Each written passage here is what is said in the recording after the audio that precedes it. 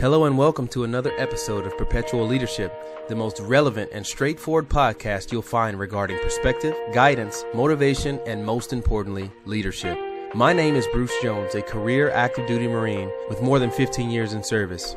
Each and every week we will generate pertinent material and most importantly bring a robust and realistic perception on life and the pursuit of happiness, which will in turn help you transform from the person you are today to who you want to be. Fasten your seatbelts, ladies and gentlemen. The podcast starts now. Hello and welcome to another episode of Perpetual Leadership, the most relevant and straightforward podcast pertaining to leadership. I am your host, Bruce Jones, and today we will be discussing our expectations of others.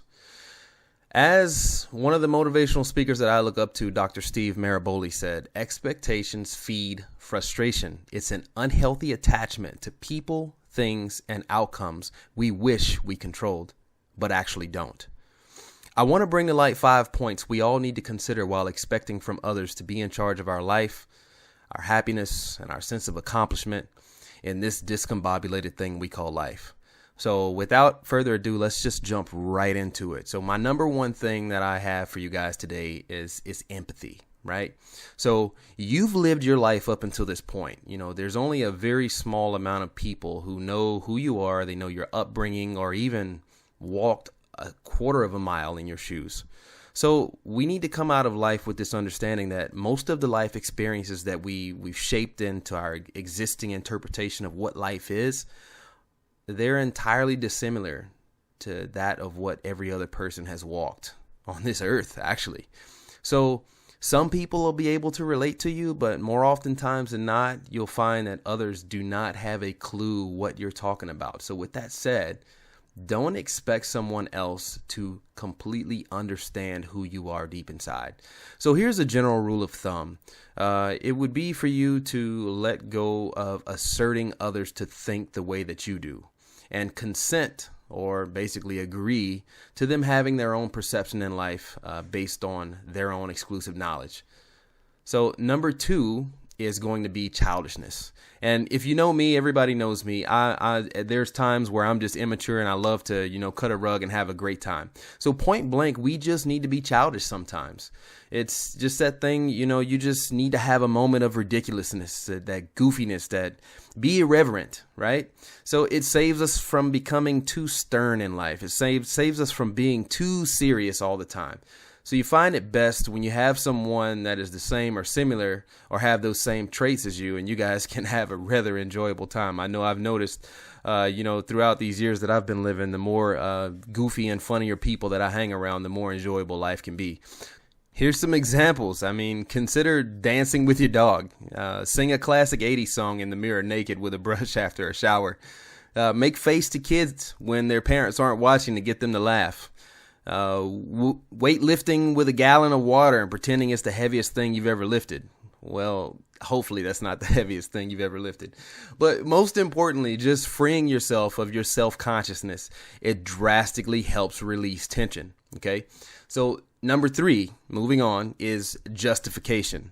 Never, ever, ever expect other people to justify who you are and your value. Your value lies within you.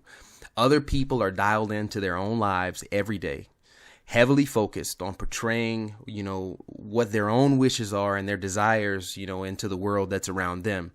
They will never, ever, ever be accessible to approve your value. So what they say or do to you and for you is a clear reflection of their own expectations, and that's not to be confused with your own.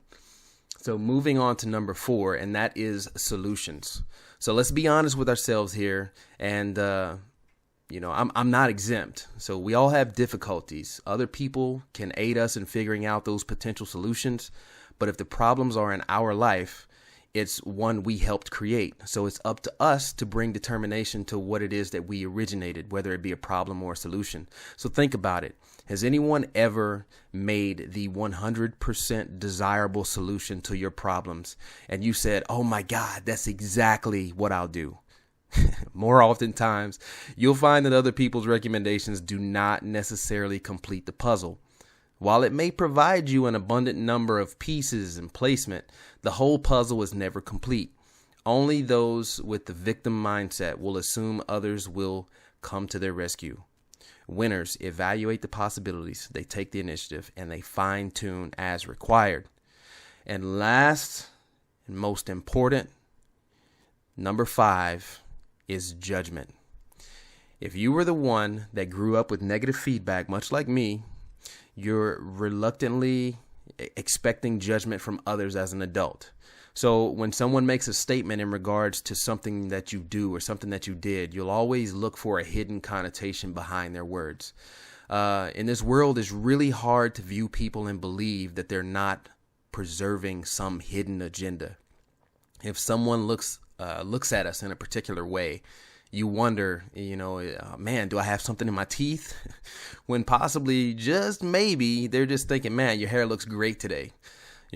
So if you receive, a commendation or an affirmation from somebody and you're sitting there, you're like puzzled and you don't know what that person wants from you, right? So they're like, oh man, you're doing great. You look good today. Oh, what cologne are you wearing? You smell good, this, that, and the third. And you're sitting there like, oh man, what does this person want from me? They're definitely trying to get something.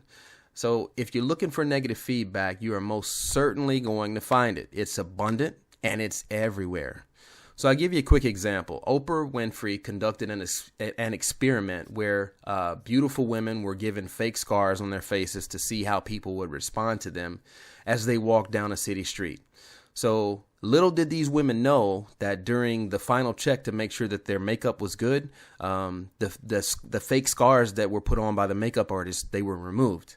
And then they allowed them to go out and, continue to be with their usual beautiful faces and not knowing that these scars were taken off. But upon returning, these women reported that people looked at them with judgmental eyes. They made fun of them. They pointed at them as they walked down the street. And what they expected from others is how they interpreted their experience. And their interpretation was absolutely incorrect. So maybe, just maybe, it's time to stop expecting from others and to take charge of our own lives. So whatever past transgressions you are ready to forgive yourself for, you need to ask yourself that. What old image issues do you have that you've received from others that you're now seeming that these are incorrect after listening in today on this podcast? What changes are you willing to make? Where are you going to improve? It's your life. Understand that others may keep you company on this journey, but they cannot take the journey for you. Just make sure your journey is one worth celebrating, and most importantly, is one that was taken on your own terms and not by the expectations of others. So with that said, ladies and gentlemen, I want to thank you for your time. Thank you all for listening in on what I felt, again, is a segue into more podcasts and guest appearances in the very near future. Hopefully, I provided you with some content that's going to help you build a more successful and productive career in whatever it is that you're building it in. So that's my time, ladies and gentlemen. Take care.